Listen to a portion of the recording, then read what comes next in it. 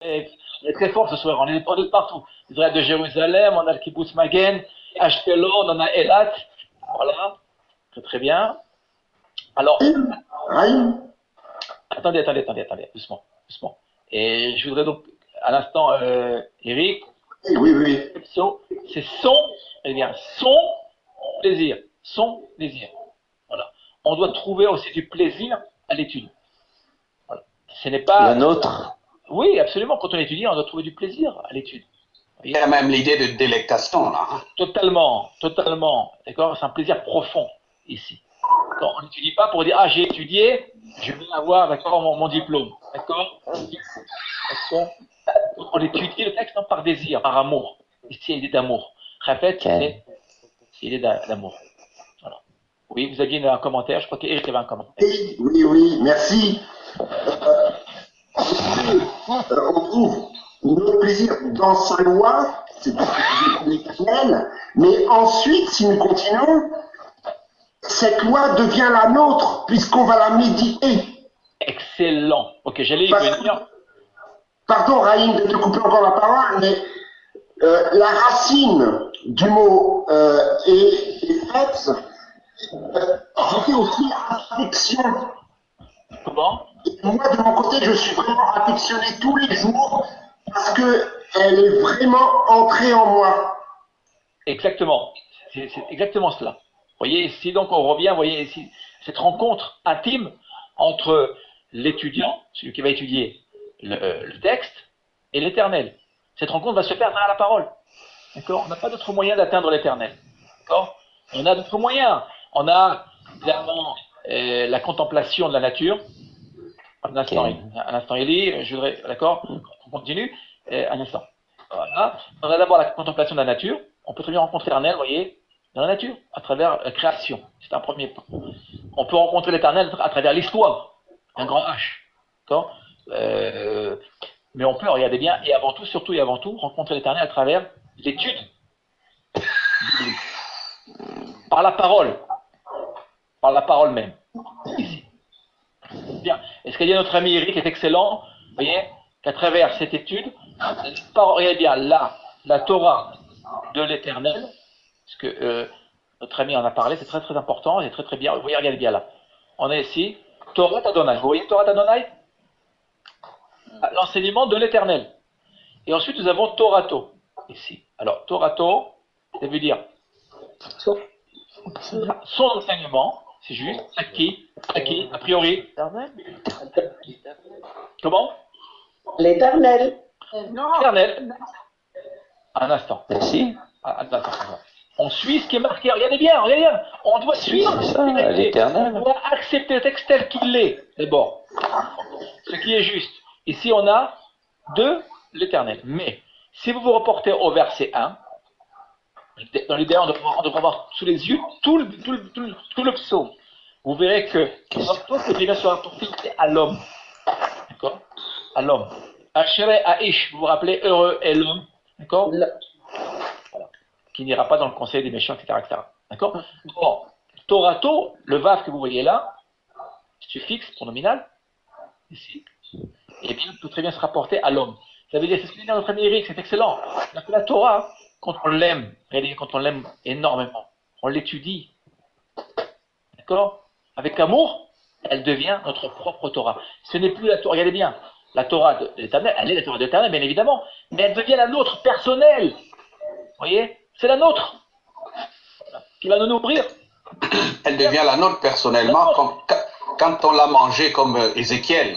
Totalement. Et elle doit devenir comme du miel dans notre bouche. Totalement. C'est la raison pour laquelle, vous voyez, c'est la raison pour laquelle on doit étudier avec amour. Pas, comment dire, étudier en passant. Vous voyez, non, on doit se concentrer, on doit se taire, faire le silence en nous, faire le vide en nous, se préparer à l'étude et dire, y aller vraiment à fond. Vous voyez, vraiment à fond.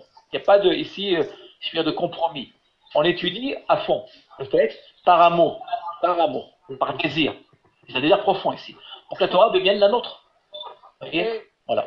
Et selon les signes de cantillation, Oui. on voit d'ailleurs que il y a un arrêt entre son désir ou son plaisir et le qui vient après pour bien signaler qu'il y a que cette de la Torah, de celui qui est fils de l'homme. Absolument, vous voyez. Voilà, merci d'essayer de confirmer ce commentaire. Et c'est ce qui me paraît formidable dans le texte. Vous voyez ici, on a donc deux interprétations. La Torah d'Éternel, celle que nous allons dire, qu'on ne connaît pas encore, qu'on va découvrir. D'accord ? On commence, première année d'études, deuxième année, troisième année, on commence, on est des débutants. En fait, on est toujours des débutants, mais quand on ne connaît rien, vraiment rien, on prend la Torah telle qu'elle est, on l'accepte d'abord. Ça c'est la Torah, vous voyez ? Premier niveau. Deuxième niveau, qui est un niveau beaucoup plus élevé, c'est que cette Torah devienne la nôtre. Attention, pour qu'elle devienne la nôtre, il faut étudier, on va le voir, il y a des liens, on va le voir par la suite. Il y a donc bien un lieu d'appart. Jour et nuit, on va le voir. Il y a une discipline de vie. On va le voir dans un instant. Chaim, Oui. Yom Valaïla. Bevakasha, oui, je crois que c'est Alicia, non, qui veut prendre la parole. non, c'est Marie. Oh, pardon, excusez-moi. Marie. Bonsoir à tous. En fait, j'ai juste une question parce qu'il y a quelque chose que tu as dit qui m'a interpellée. En fait, tu as dit que on peut rencontrer l'Éternel à travers l'histoire. Mais qu'est-ce que tu entends par là, justement, quand tu dis ça? L'histoire avec un grand H. L'Éternel intervient si vous prenez par exemple l'histoire de Joseph. Rappelez-vous l'histoire de Joseph, d'accord ? Qui remplit, on peut dire, plusieurs parachutes, plusieurs chapitres. L'Éternel se révèle comment ? À travers l'histoire. L'histoire. Un grand H. Il apparaît. Vous savez quoi ? Je prends l'exemple le plus simple. Prenez Esther. On va prendre Esther. Vous vous rappelez le rouleau de Megillat Esther ? Esther. L'histoire de Esther. Quand vous lisez le texte, vous vous rappelez que le nom de l'Éternel, c'est pour répondre à la question de Marie. Le nom de l'Éternel n'apparaît pas. Non. Il apparaît en filigrane, d'accord ? Il est caché dans le texte, bien évidemment. Esther voulait en dire aussi caché. D'accord ? Quand on lit le texte, c'est une belle histoire, presque un conte, on pourrait dire. Bien. Mais quand on regarde bien, quand on décortique le texte, nous l'avions fait, vous vous rappelez, il y a quelques mois, on découvre quoi ? On découvre que tous les événements, en fait, s'imbriquent de manière si parfaite, d'accord ? Même au niveau chronologique. L'Éternel est là, c'est lui qui finalement dirige l'humanité. C'est le guide invisible. Absolument, il y a donc le libre arbitre de l'homme, bien évidemment, d'accord ? Il y a un programme général qui est divin. Voilà. Et en fait, l'Éternel, finalement, dirige le monde. Vous savez que les grands dirigeants de ce monde, d'accord ? Eh bien, c'est l'Éternel qui les a fait monter. Voilà. Même s'il y a eu des élections démocratiques, d'accord ? Bien évidemment, il y a libre arbitre, on a le libre arbitre de choisir. Il y a malgré tout le choix des hommes est fait par l'Éternel. Nous savons très bien. Haïm.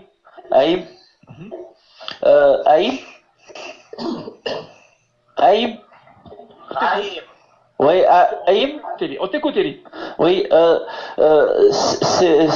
suis 200% d'accord de ce que tu dis, mais il y a quand même toujours le facteur que c'est l'homme qui est agissant. Non, mais il n'y a pas de contradiction. Il n'y a pas de contradiction. Et il n'y a aucune contradiction. Juste pour vous dire la chose suivante. On a l'histoire de Joseph. D'accord ? Voilà, l'homme est agissant quand même dans... Non, question. Comment Joseph est descendu en Égypte ? Oui, bien. Comment il est descendu en Égypte ? Il a été vendu par ses frères, mais... Oui, par ses frères, d'accord. Mais attention, si vous prenez les textes de nos sages, je me rapporte au texte, il y a un consensus chez les sages. Ils disent que de toutes les manières, même s'il n'avait pas été vendu, ses frères, Joseph serait quand même descendu en Égypte, d'une manière ou d'une autre. Vous voyez ? Ouais. Les voix, regardez bien, les voix appartiennent aux hommes. On a notre choix. On agit, bien évidemment, d'accord ? Mais attention, le programme, il est divin. Ensuite, l'action de Joseph en Égypte, de ne pas d'avoir résisté à la tentation de la femme de Potiphar, Et entrer maintenant, d'accord, c'est un sujet qui est hors sujet, si je puis dire, ce soir. Oui, oui. Je ne voudrais pas y rentrer maintenant. Je voudrais qu'on continue notre étude. C'était juste. C'est la part de l'homme. Marie. Voilà. Juste pour dire à Marie que l'Éternel se révèle. Il y a 3 dimensions principales. D'accord. La dimension de la nature, la création, d'accord. La dimension de l'histoire, avec un grand H. La sortie d'Égypte d'ailleurs. Hein. Sortie d'Égypte. Où l'Éternel va dire, c'est moi qui vous ai fait sortir d'Égypte, c'est moi qui t'ai fait sortir d'Égypte, la liberté, d'accord. Donc il suffit de regarder la liberté d'Israël, d'accord. Nous n'avions ni armes, ni force, ni puissance étrangère qui nous a aidés, tout en est sorti. Il suffit de contempler l'histoire d'Israël pour comprendre le divin, d'accord. Regardez Israël aujourd'hui, on est là, regardez l'histoire d'Israël. C'est pour répondre à notre ami Marie. Voilà. Si vous voulez découvrir le divin, étudiez l'histoire d'Israël. Voilà. Et puis, il y a évidemment, explique-vous-en ce soir, l'étude biblique. On étudie le texte, et en étudiant le texte, plus vous l'étudiez, plus vous vous rendez compte de la cohérence interne, même si parfois il y a des contradictions apparentes, en étudiant le texte. J'en parlais encore avec mon khatan, mon gendre, ce Shabbat. Justement, on a discuté, on parlait des contradictions dans le texte biblique. Il y a des contradictions qui ne sont qu'apparentes. Plus vous étudierez, et plus vous vous rendrez compte qu'il n'y a pas de contradiction. Alors, les contradictions sont évidemment, il y a une raison à cela. Mais ça, c'est pas le but de notre étude de ce soir. La Bible s'explique par elle-même. Hein. Exactement. Elle peut s'expliquer par elle-même. C'est ce que nous faisons à travers notre étude du webinaire en général. Merci, Raïm. Moi, je suis persuadé qu'on peut trouver. Oui. Tu vas. Persuadé que, parce que tu dis que Dieu se révèle à qui. Comment, Shmuel? On n'entend pas. Je disais que Dieu se révèle et agit aussi à travers l'étude de la Bible. Bien sûr. Et d'une manière personnelle aussi. Il a une influence. Vous savez que si vous prenez les États-Unis d'Amérique, d'accord, le Tanakh, je peux dire, d'accord. Je parle de la Bible hébraïque, hein, pas seulement des évangiles. Je parle vraiment de la Bible hébraïque. Elle a influencé l'histoire des Américains. Toute l'histoire l'histoire américaine, c'est le Tanakh. Je parle d'une manière personnelle. Personnellement. Personnel, ok. Celui qui cherche la face de l'Éternel, il le trouve. C'est la Bible même qui le dit. Vous me chercherez et vous me trouverez. Si vous me cherchez de tout votre cœur, je me laisserai trouver par vous. Absolument. Lisez les psaumes tous les jours. Lisez. Tu aimeras l'Éternel, ton Dieu, de tout ton cœur, de toute ton âme et de tous tes moyens. On va continuer, si vous le voulez bien, avec Shmuel. Shmuel, Vakasha Shmuel. On va lire ce verset Shmuel, qui est in. On reprend le même verset, regardez bien. D'accord, mais on déplace notre centre d'intérêt, qui est im.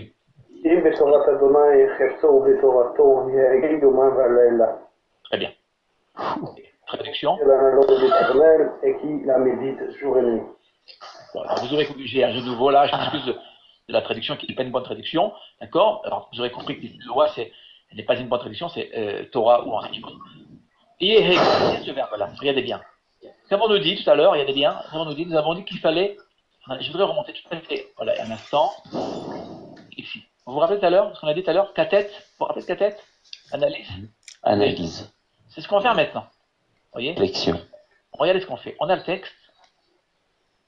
Allez bien, je reviens au texte. On vient de lire avec, voilà, ici, Yeheg.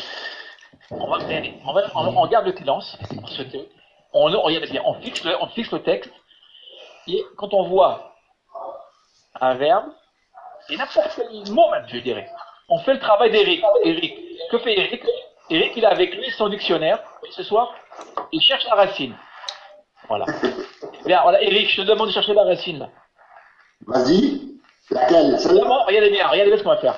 On a le sens de méditer, c'est-à-dire, vous voyez, on doit se concentrer sur le texte, on va méditer. Je sais pas comment on cherche les racines. Regardez bien, c'est mental, un exercice mental. Qui est tout spirituel. Mais on a regardez, un autre sens. Ici, Ayehege. Qui connaît l'autre sens du mot de la racine? C'est la racine. Dans le dictionnaire, vous aurez ceci. Il y a prononcé, murmuré. Et merci Bernard. Voilà. Alors, je reviens à toi Bernard dans un instant. Reste avec nous. Voilà la racine, d'accord, qu'on vous donnera dans le dictionnaire. Romash. Un instant, Eli. C'est qui dirige. Ege, c'est diriger, bien évidemment. D'accord. Ok, absolument. Mais en fait, c'est plutôt, donc, on vient de le voir, c'est méditer, c'est aussi, je veux dire, Bernard, Choufaki dit murmurer. voilà. C'est réfléchir. Bernard va nous lire la traduction. Deuxième traduction possible. Mais tu trouves son plaisir, Mevakasha, Bernard. La racine, c'est haga. Oui, est-ce que tu pourrais lire le texte, la traduction là. Mais qui trouve son plaisir dans la loi de l'Éternel et la murmure jour et nuit. Regardez bien, 2 traductions là, possibles. Vous imaginez la difficulté du traducteur, d'accord? Hege, Pas qu'il la médite. il y a 2 sens. C'est Qui méditer. sort de la bouche et qui... Oui, c'est-à-dire qu'il y a, regardez bien, exercice spirituel, d'accord, intérieur. Vous voyez, ici, la réflexion. Vous voyez, la réflexion, en fait, le travail intérieur, la recherche, l'exégèse intérieure, le travail intérieur, et puis murmurer. Pourquoi murmurer? Quand on est... C'est la parole. Oui. Tu en parleras tous les jours? Non. Parce qu'il faut l'entendre. Il faut l'entendre, merci. Qui a dit ça? Ken. Jacqueline. C'est arrivé trop tard. Merci Jacqueline, on est trop tard, il n'y a pas trop tard. Jacqueline, elle arrive, hop, tout de suite. Il faut l'entendre. Alors d'abord, qui doit l'entendre d'abord? Toi-même. Soi-même. Merci Jacqueline. Alors ça, regardez bien. Pour pouvoir méditer un texte, c'est une règle que je vous donne. Un moyen, vraiment, c'est un moyen d'étude. D'abord, quand vous lisez un texte, le lire À haute voix. je dirais pas à haute voix, d'accord, pas en criant, à haute voix. Disons murmurer. J'aime beaucoup le terme de cette traduction du murmure. Vous devez murmurer, vous entendre lire le texte. Vous voyez pourquoi ce soir je donne la parole à tout le monde, même si il est tout doucement. On doit d'abord s'entendre. Et évidemment, si vous avez la possibilité de vous faire entendre, c'est très bien aussi. C'est très très bien. Nos enfants doivent entendre. Vous voyez le texte. Pourquoi? Il y a plusieurs raisons à cela. C'est que d'abord, on intériorise très bien lorsqu'on s'écoute lire le texte. D'une part. Et bien, une autre raison, si vous voulez mémoriser le texte, vous devez le murmurer. Voilà. C'est une façon de la garder dans son cœur. Mais tout à fait, c'est cela, c'est le but. Vous voyez, ici, c'est le but. Et c'est pour ça que je dis à tous mes étudiants, même de première année, la première classe que je fais, quand je fais une première classe, mon premier cours, je leur dis à la maison, vous répétez Aleph à haute voix. D'accord? En tout cas, vous murmurez, vous devez vous entendre, vous devez visualiser la lettre et vous entendre répéter la lettre. Aleph, Bet. On commence comme ça. Et quand vous lisez un texte biblique, chez vous, même tout seul ou toute seule, vous devez le lire, voyez, et l'entendre.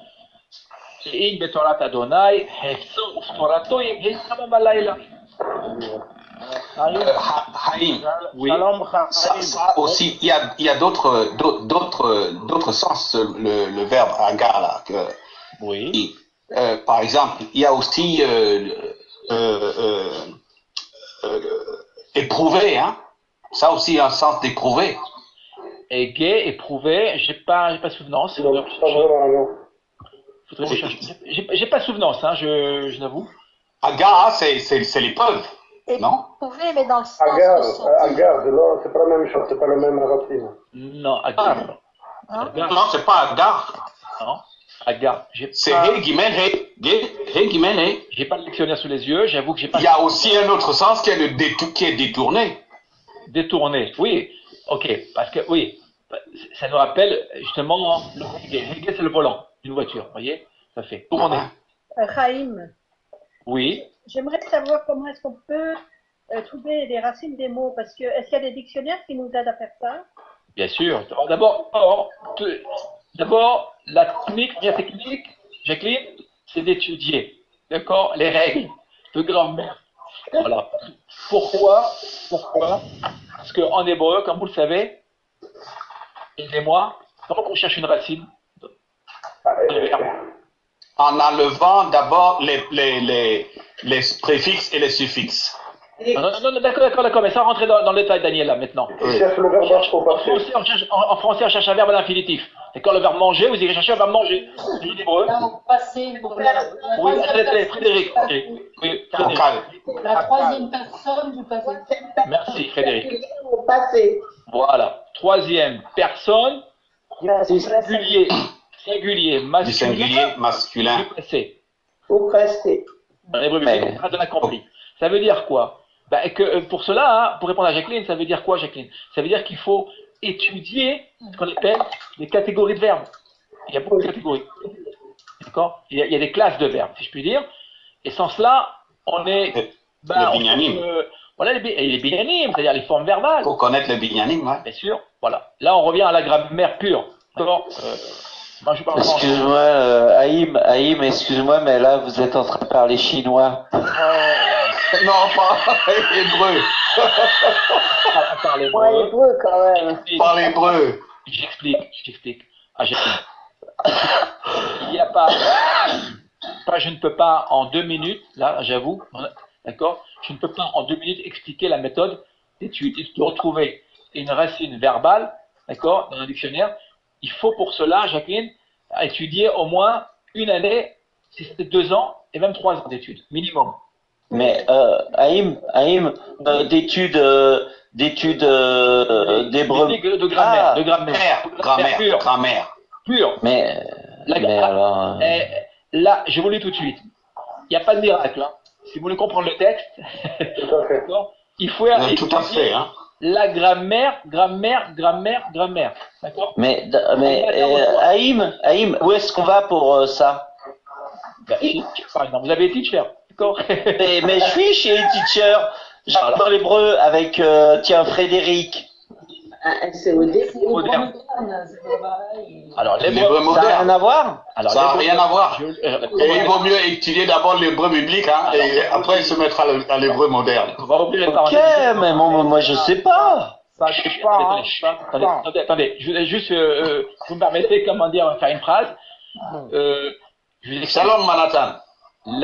Shalom le Kouram. Que vous le sachiez, la technique d'apprentissage de l'hébreu moderne, même dans beaucoup d'autres méthodes, c'est une méthode globale. C'est-à-dire que vous n'étudierez pas la grammaire. Quand je sais parce que mon épouse Myriam, c'est elle qui a traduit, d'accord, tout chez Teacher, tout ce que vous connaissez en français, en langue française, c'est mon épouse Myriam qui a travaillé là-dessus pour Teacher, donc qui a traduit en français, qui a corrigé pour Teacher. D'accord, la version française, c'est une version globale. C'est pas une version. D'accord, la version. Je vais poser la question à Daniel. Daniel a suivi avec moi 4 ans d'études. Daniel, d'accord. Daniel peut très bien vous expliquer comment ça marche. Si c'est long, il faut travailler au quotidien. Daniel a travaillé tout le temps. Regarde son niveau. Il y a pas de miracle. Ça prend minimum 4 ans. Minimum 4 ans d'études de grammaire. C'est quoi de la grammaire? Et croyez-moi que, oui, c'est pas simple. D'accord, il faut travailler. Et encore, il faut se replonger dedans continuellement. Totalement. Et on va le voir dans un instant. Et expliquer à Jacqueline la méthode en 2-3 mots, je ne peux pas. Okay. C'est une question d'étude quotidienne. Il y a tellement de méthodes possibles. Vous voyez, et ça, c'est la grammaire. Il y a des classes, il y a de verbes, il y a des listes de verbes, il y a des méthodes. C'est très riche. Je viens d'envoyer des références du dictionnaire français-hébreu et avec les Oui, mais attention. Ça, Ephraim, le dictionnaire ne peut pas nous aider. Le dictionnaire va nous aider pour les mots. D'accord? Je vous le dis tout de suite, j'ai des étudiants qui ont commencé tout seuls. Alors, ils ont quelques mots par-ci et par-là, les fruits, les légumes, shalom, etc. D'accord? Bonjour, bienvenue, etc. Mais dès lors que l'on veut étudier la Bible, d'ailleurs, la Bible, vraiment de manière sérieuse, si on n'est pas grammairien, rien fait. Vous voyez, tous les commentateurs sont d'abord des grammairiens, avant tout. Alors, l'étude de l'hébreu moderne, l'étude de l'hébreu moderne, d'accord, vous pouvez très bien étudier l'hébreu moderne sans avoir la grammaire. Vous en ferez sans savoir. Vous ferez comme M. Jourdain, d'accord, qui faisait de la prose sans savoir. Sans savoir, d'accord, vous ferez de la grammaire sans le savoir. Mais l'intérêt d'étudier l'hébreu biblique, c'est ce que je dis pour ceux qui aiment la Bible, par amour on l'étudie, c'est que lorsque vous viendrez l'étude de l'hébreu moderne, vous n'aurez à peu près aucune difficulté. D'accord? Ça vous paraîtra extrêmement facile. Voilà, c'est ce que je dis toujours. Ah, moi j'ai fait l'inverse. Non, mais c'est pas grave. Attention, tu peux revenir aussi à l'hébreu biblique. Il n'y a pas de, comment dire. Non, mais j'ai cru que en prenant l'hébreu moderne, j'arriverais à l'hébreu biblique. Et en fin de compte, je vais faire l'inverse. Tu l'as ce soir. Raïm, oui, Manhattan. Moi, par contre, j'ai commencé par l'hébreu biblique et l'hébreu moderne qui m'a aidé à comprendre l'hébreu biblique. Oui, il y a les racines, je l'ai appris dans l'hébreu moderne. On enseigne comment. Tout dépend de la méthode que tu as adoptée, d'accord. Et en règle générale, on veut vous donner des éléments, comment dire, à apprendre très rapidement l'hébreu moderne. En quelques mois, vous parlez couramment l'hébreu moderne, d'accord, ce qui n'est pas difficile, d'accord. La grammaire biblique est une grammaire littéraire. Il y a beaucoup c'est un hébreu littéraire, la Bible, d'accord. Et donc, si vous plongez dans le texte biblique, ben vous aurez forcément à étudier la grammaire, d'accord. Je veux dire, ce sont des heures entières. Hein. C'est ça en soi. Voilà. Ça, on en reparlera après si tu le veux, Elie. Je t'écrirai un mot. D'accord? Ah ouais, mais j'aimerais bien, oui, parce que franchement, Ok. Alors, on en reparlera après. Je vois Roland qui est là. Roland, bonsoir Roland. Shalom Roland. Shalom, très heureux de vous retrouver. Pour revenir au texte. Bonsoir à tout le monde. Nous continuons avec Roland. Vous savez quoi, on a Roland. Roland, ici Roland. Mais va cacher Roland, tu dis en français. Voilà. Mais qui trouve son plaisir dans l'endroit éternel et qui la murmure jour et nuit. Vous voyez? Yomam Valaïla, regardez bien là. Comment finit regardez bien, le psaume. On a pris bien ce psaume, on l'a disséqué, hein, et si je puis dire. On a commencé par le désir, ensuite on a étudié Yehege, qui veut dire méditer et murmurer. Et regardez bien, c'est pour répondre aussi à Jacqueline, regardez bien. L'étude, regardez bien. On ne dort plus. Regardez bien. Jour et nuit. On ne dort plus. D'accord? On mange, regardez, il m'arrive même parfois d'étudier, de manger en étudiant. D'accord? Ok. Donc vous voyez là, ici, on doit, dans l'idéal, regardez bien, passer notre vie, c'est ça que ça veut dire, à étudier. Il y a une question, Chaim. Oui. Pourquoi ça commence par Yomam? Pourquoi pas par Laila va Yomam? Les journées commencent le soir. C'est un hébraïsme, d'accord, ici. C'est un hébraïsme simplement. Ici, Yomam Valaïla.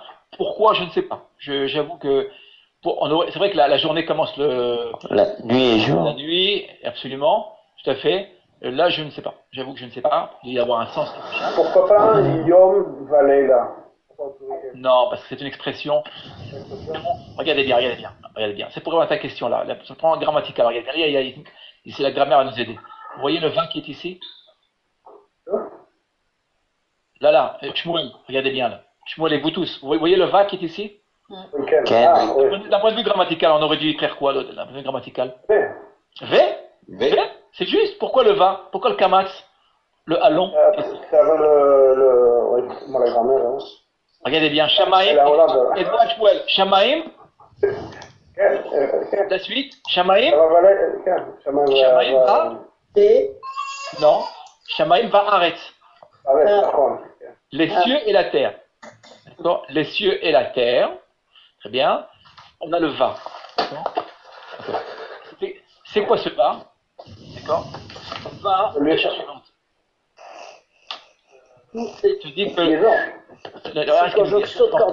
il nous dit que comment? C'est une conjonction de coordination là. Oui. Puisqu'il y a deux kamat, c'est un nom.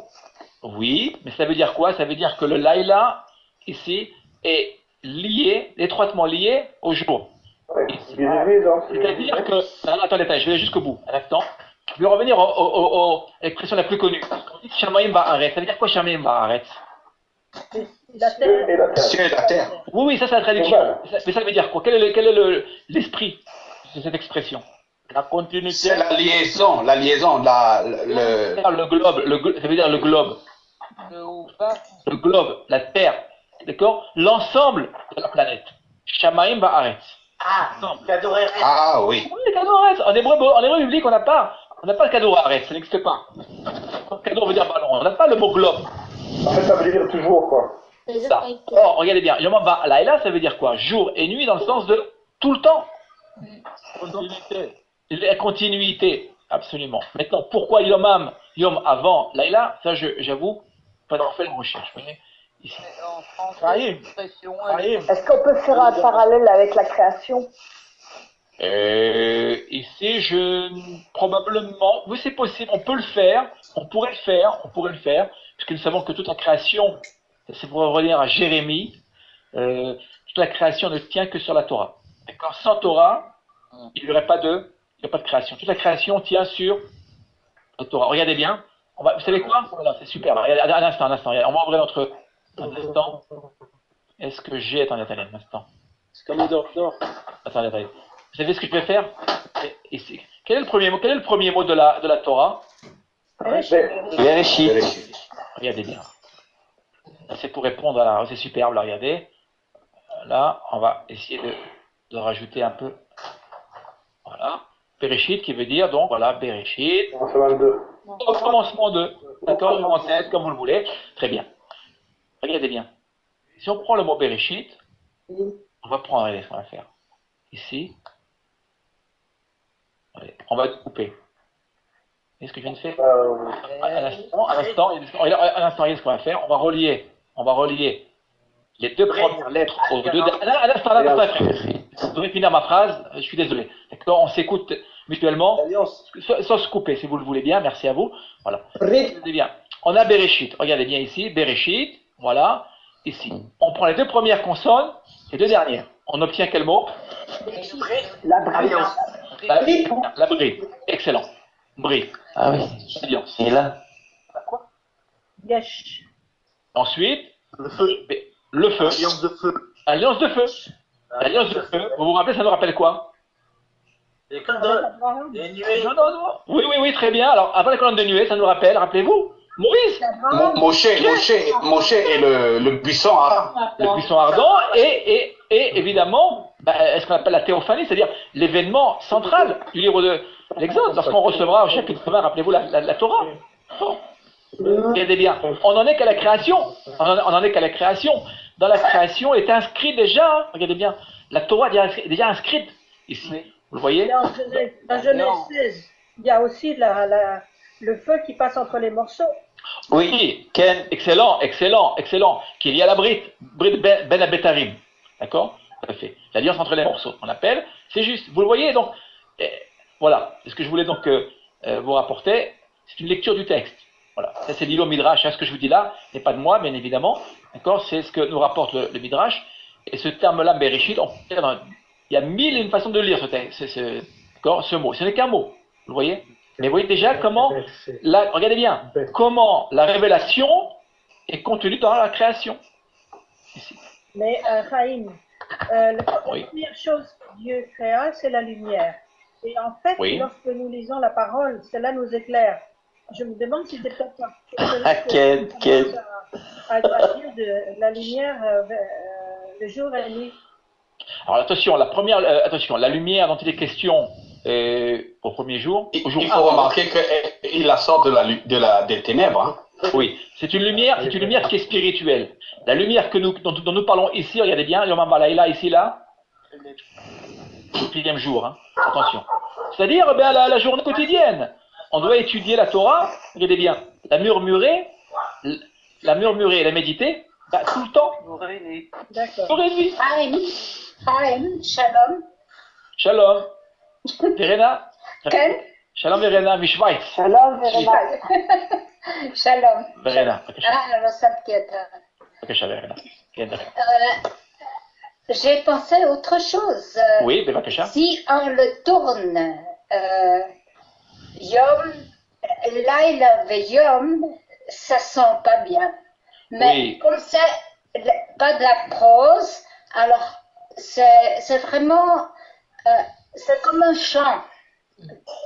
C'est juste. En disant.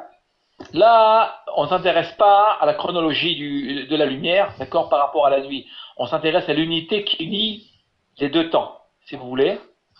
On va dire pas tout le temps. C'est une manière poétique, tout à fait, de dire tout le temps. Voilà. Il y a une continuité du concept le va Voilà. Voilà. Oui. Oui, attendez, Manhattan veut prendre la parole. Manhattan. Non, bien.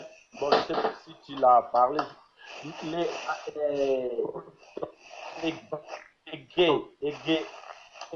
Les gars. Oui. Méditation, ça vient aussi du mot guide. Non. Guide, non. Non. Raconter, guide. Raconter, non. Non, non. Raconter, la racine, regardez, ça c'est la grammaire. Oui, c'est de la grammaire. Si vous dites il guide, où il guide, d'accord? Où il guide? Il guide. Il guide. Ici, regardez bien. Attention, ça il file. Il guide. Oui, vous voyez le point dans le guimel? Ce point-là, il indique un noun qui se cache. Voici la racine. Nagad. Nagad. Qui n'est jamais employé au Pa'al, qui est employé au Ifil.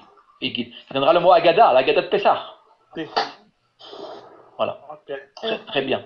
Oui, c'est de la grammaire. Hein. Haïm, Agada, il n'y a pas de noun. C'est ce que je viens de dire. C'est que tu n'as pas écouté, Eli. Eli, je viens de dire je ne comprends pas. Regardez bien. Je viens de dire que si on prend le verbe même, ici, Eli, le verbe, ici, il y a un point dans le guillemets. C'est la grammaire. Ici, ce point indique, pour ceux qui connaissent cette famille-là, c'est le noun. Ah bon? Un pays noun. Dans les détails. Et évidemment, si on a le substantif de Igid qui donnera le mot Agada, Agada de Pessah. Que veut dire Agada de Pessah? C'est quoi la Agada de Pessah? C'est le récit. Oui, le récit, très bien, merci Ephraim. Si vous prenez le mot, on aura ici un guimel. Pourquoi Agada? Parce que il y a un noun qui est caché. Le noun s'est transformé, c'est une métamorphose du noun en point mort. Voilà, ça c'est... Mais alors ça voudrait dire quoi d'autre Un récit, c'est un récit, c'est un substantif. Mais même en mettant le noun à la place du guimel? Oui. Non. Et je t'ai créé, d'accord? Oui, là, moi je nage. D'accord. Si là maintenant, sinon on va faire que de la grammaire. Juste une chose par rapport au texte, Je t'en prie. Et qu'il la murmure jour et nuit. À la place de murmurer, on pourrait dire et qu'il la médite, parce que en fin de compte, de se la parler à soi-même, c'est dans le sens de la méditer, de la réfléchir. Il n'y a aucune contradiction entre les deux traductions. C'est pour ça que je vous ai ramené les deux traductions. C'est-à-dire que on pourrait traduire des deux manières possibles. On pourrait dire même murmure et méditer. Vous voyez, ici. Si je devais moi traduire le texte, il y aurait un dilemme, traduire par murmurer ou méditer, j'aurais donc à choisir l'un des verbes et je mettrais une note. Je mettrais une note en disant, voilà, attention, ça, c'est très bien traduire par méditer. Les deux se complètent. Vous voyez, bien sûr, bien évidemment. On a dit tantôt que peut s'écouter. Attendez, un instant. Elie. Oui, Bernadette voulait prendre la parole. Bernadette, excusez-moi Daniel. Bernadette, tu crois? Mais je dis que tantôt, on a dit que murmurer, c'était vraiment important parce que c'est une façon de s'écouter. Bien sûr. D'écouter la Torah. On doit écouter la Torah, c'est très bien. Vous voyez, elle nous parle, elle nous appelle, il faut l'écouter. Si quelqu'un vous appelle, vous devez écouter. Vous voyez, pour pouvoir lui répondre. Voilà. Oui, c'est toujours Marie. En fait, je voulais juste revenir par rapport à ce qui a été dit sur Bereshit. En fait, j'ai pas compris c'est quoi l'alliance de feu, en fait. On va revenir pour Marie. Bereshit. Le mot Bereshit veut dire, traduit par au commencement généralement. Et Bereshit, regarde ce qu'on a fait. On a découpé le mot en trois parties. Donc, on a pris les deux premières consonnes, Marie, on a associé aux deux dernières consonnes. On obtient le mot Berit. C'est une association très très courante dans l'exégèse biblique. On a donc associé les deux premières consonnes aux deux dernières. On obtient le mot Berit, qui veut dire alliance. Je vais l'écrire ici. Berit, qui veut dire alliance. Ici. Et nous avons au centre deux lettres. Le A, oui. D'accord. Esh, c'est Esh. Donc, une alliance de feu. L'alliance de feu, nous savons très bien, en lisant le texte, bah, ça se rapporte eh bien, au don de la Torah. Voilà, au don de la Torah. Sur le mont Sinaï. Haïm. Donc la création, regardez bien. Donc la révélation, la dimension de l'histoire, je reviens à ta question de tout à l'heure, la dimension de l'histoire, de la révélation, d'accord, est contenue dans la création, dans la nature même. Oui, oui, c'est juste pour dire à la limite. Je vois l'enthousiasme d'Elie, ça me. L'alliance, mais F et Chine, et on peut dire Ish, l'alliance avec l'homme. Non, là, attention. L'alliance pour l'homme. Non. Attention, Elie, tu dois respecter ce qu'on a dit tout à l'heure. Prends le texte tel qu'il est là. Ah, d'accord. Entre le Aleph et le. Il n'y a pas de Yud là. D'accord. Donc, vous voyez, manipuler le texte non plus. Voilà. Ok. Nous allons finir. Alors, un instant. Si je me disais, c'est fantastique, gros. Moi, je voulais quand même revenir sur Yom Valaïla, parce que quelqu'un a dit pourquoi pas Yom Valaïla. Parce que il faut entendre, il faut voir que Yomam, ici, il y a un suffixe, comment on appelle ça, suffixe adverbial, qui montre la durée. Yom, c'est le jour, mais Yomam, c'est ainsi sur la durée, dans le jour, durant le jour. Oui. Merci. Alors, vous voyez, je suis tellement fier de mes étudiants. Qui fait la différence. Merci. Daniel. Toda. Merci beaucoup. Voilà, Daniel a tout dit. Voilà. Il a dit mieux que moi. Le même suffixe, c'est ça le suffixe adverbial. Le homam, ça veut dire de manière journalière. Vous voyez, c'est un suffixe adverbial. Voilà. En fait, Yomam est un singulier et un pluriel. Il y a le Yom qui est le singulier et Yomam qui est un pluriel parce qu'il s'agit du premier jour de la création qui contient tous les autres jours de la création. C'est notre ami Nissim le kabbaliste. Voilà. Merci Nissim, merci infiniment. Jour quoi. Voilà. D'où la nécessité d'apprendre la grammaire quand on veut bien comprendre la grammaire. Je veux dire, le secret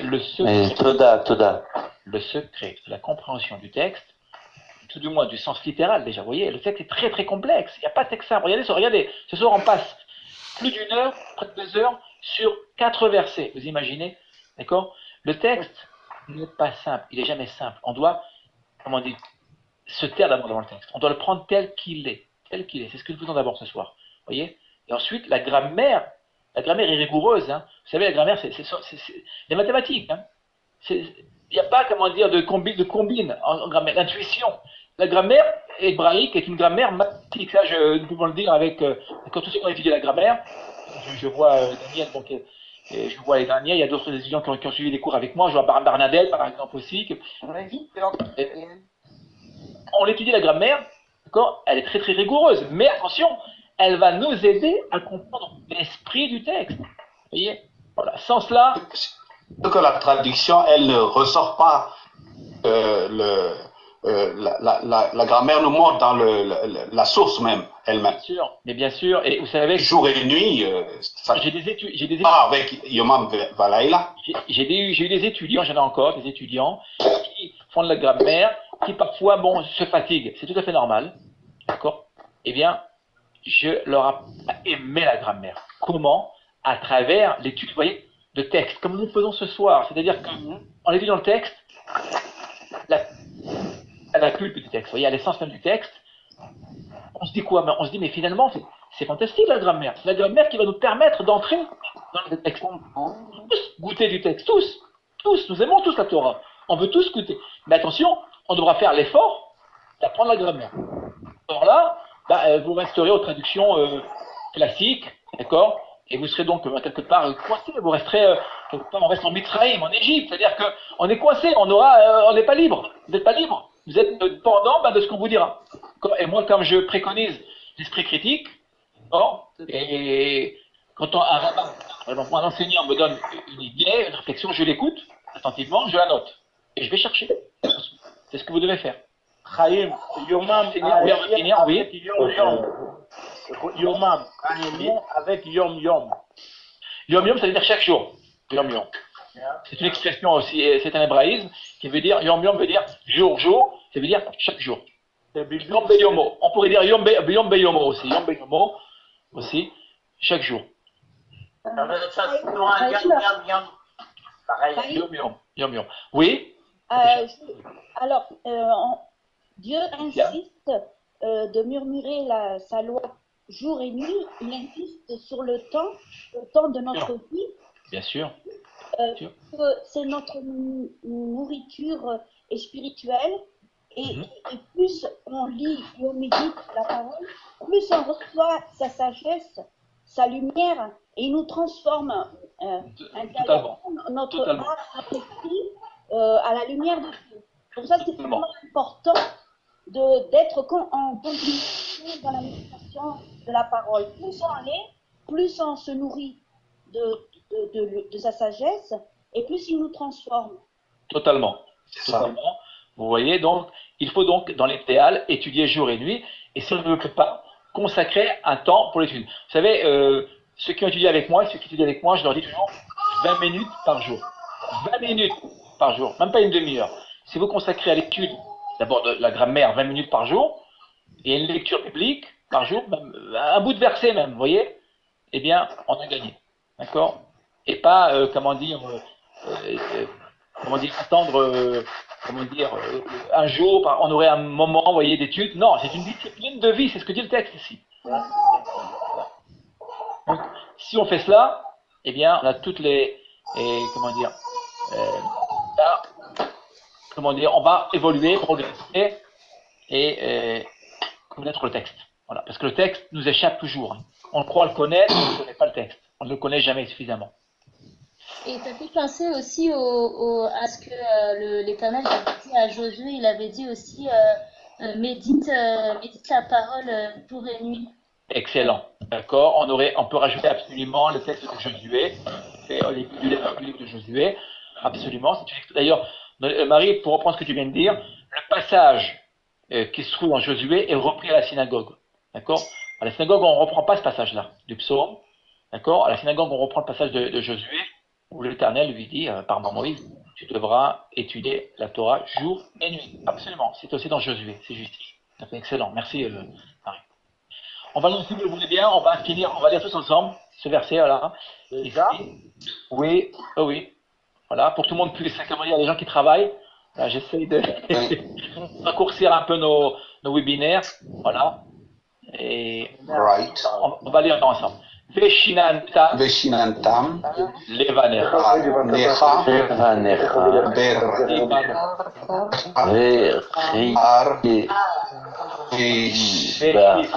Beshivtach Bam Bebetecha Uvlecha Evta Derech Baderech Uvshach Uvshache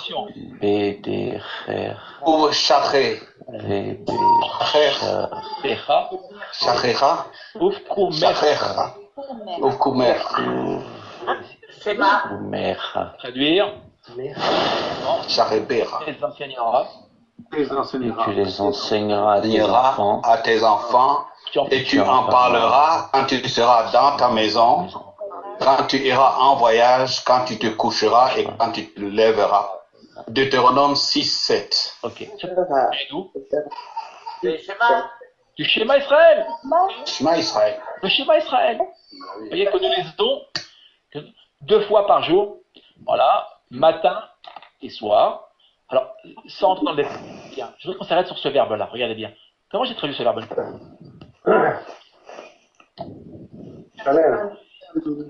Enseigner, regardez bien ça. Vous verrez que dans la plupart des traductions, vous verrez éduquer. Mais ce n'est pas la bonne traduction. Répéter. Répéter, bien sûr, répétition. D'accord.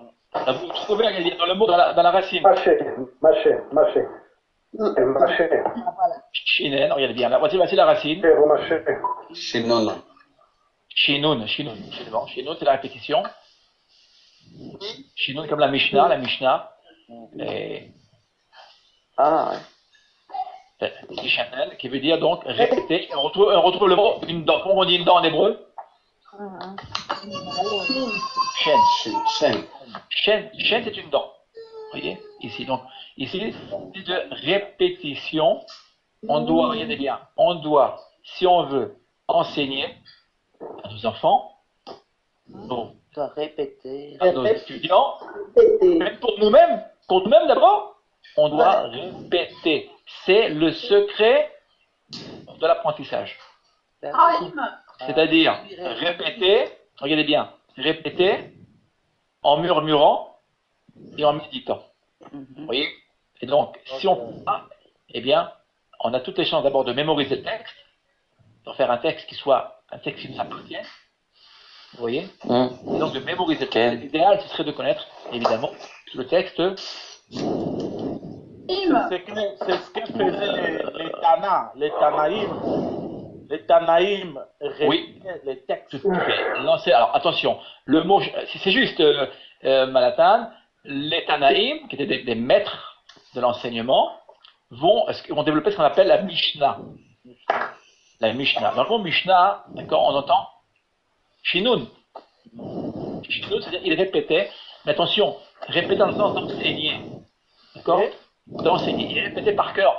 Aujourd'hui, on a des Bibles. Vous voyez, vous savez que, nous savons très bien, Gutenberg a révolutionné l'imprimerie. L'imprimerie a révolutionné la connaissance de la Bible. Vous savez que la Bible a été connue, a été démocratisée grâce à l'invention de l'imprimerie. Avant l'invention de l'imprimerie, la Bible était lue par des érudits, des sages. Voilà. Oral. Comment? Oral. Oui, absolument. Haïm? Oui. Oui, parce que dans le terme de méditer, si chacun doit méditer l'enseignement de l'Éternel, et donc de la retransmettre, d'en parler bien sûr tout au long de sa vie, comment dire, parce que avec les textes, justement, on peut, c'est pour ça que je crois que c'est important de la méditer, parce que où on peut en parler, comme on pourrait dire, comme un livre, oui, ou bien où on peut la retransmettre justement parce qu'on l'a médité, on l'a écouté, et là on retransmet vraiment quelque chose. Bien sûr, si on ne l'a pas étudié soi-même, on est incapable de transmettre. C'est ce que dit là le texte. C'est incapable de sens de. C'est un livre. D'enseigner, de transmettre. Vous voyez? Pourquoi? Parce qu'on a étudié soi-même. Vous voyez, regardez bien là. Vous voyez l'image que je vous ai mise? Regardez bien l'image. C'est faire. Oui, mais regardez bien derrière l'image. Regardez bien. Je vais agrandir l'image. Attendez, je vais agrandir là. Regardez bien. Oui, les maths de 2. Oui, les maths de 2. De Pessar. De Pessar. Vous voyez? Quel est le but du soir du Seder? Les parents doivent. Quand les enfants te demanderont, oui, tu leur enseigneras. Oui, et comment? En répétant, on va lire, il y a un récit, d'accord? C'est la Haggadah. On va devoir répéter, d'accord? En fait, c'est une étude. C'est un récit, mais plus sous forme de récit, la Haggadah, en fait. On répète quoi? On répète l'histoire d'Israël, vous voyez? La souffrance d'Israël, etc. Et donc, regardez bien, et je dirais que même parfois ce sont les enfants, en fait, qui éduquent les parents aussi, qui nous apprennent beaucoup de choses qu'ils ont appris à l'école, à la maison, et puis le soir du Seder, ils racontent à leurs parents ce qu'ils ont étudié. Il y a beaucoup de chidushim, même de nouveautés. C'est moi. Comment? C'est moi. Ken. Et voilà, Ephraim. Il faut se rappeler pour Pessah, le premier soir de Pessah, il y a eu la sélection des ghettos de Varsovie, et qu'ils avaient des matzot cachères. Donc il faut s'en rappeler à chaque Pessah. Ok, alors là je reviens à notre étude. Donc ce soir, vous voyez ce qu'on a fait ce soir? On a étudié à quelques méthodes, on va dire, pour rentrer dans le texte. D'abord, être humble avec le texte, prendre le texte tel qu'il est, ici, savoir se taire, se transformer comme un désert et faire le vide, tout d'abord, écouter le texte, accepter le texte tel qu'il est, le murmurer, le méditer et le répéter. Si on le répète, bien, finalement, nous serons capables d'abord de mémoriser et de retenir le texte. Voilà, de retenir le texte. Évidemment, alors je parle des règles de grammaire. La règle de grammaire, c'est évident, ça va de soi. Donc je vous invite évidemment à l'issue de cette étude, d'accord, de travailler sur la grammaire.